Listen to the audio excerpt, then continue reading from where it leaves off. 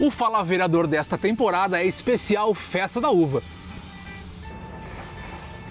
Curiosidades, histórias e boas memórias deste que é um dos maiores eventos culturais do país.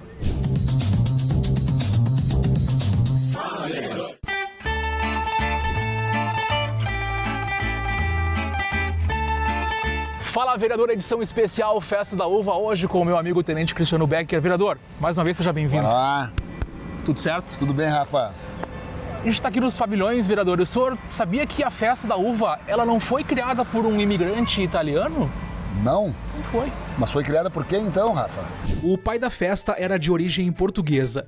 Joaquim Pedro Lisboa nasceu em Rio Pardo, mas era descendente de portugueses.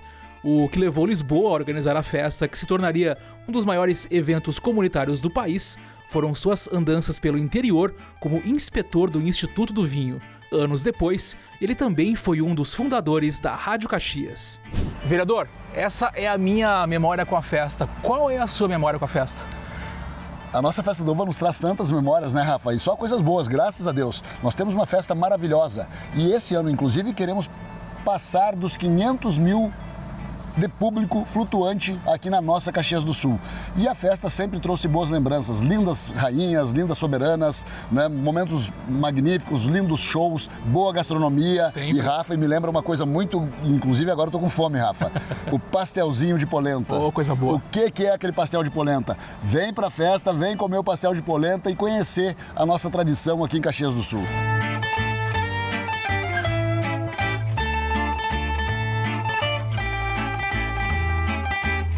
Vereador, como é que a festa impacta na cidade? Em termos culturais, econômicos? Ela impacta e muito, né? Nós vamos ter aqui em torno de 400 bancas aqui, gerando muitos empregos, inclusive gerando empregos terceirizados da nossa Caxias do Sul e região, Rafa. Então impacta muito. Nosso setor hoteleiro também certamente vai estar lotado, como já tem estado aqui. A nossa prefeitura, graças a Deus, e nós, como Câmara de Vereadores, temos feito muito para trazer o turismo aqui para Caxias do Sul.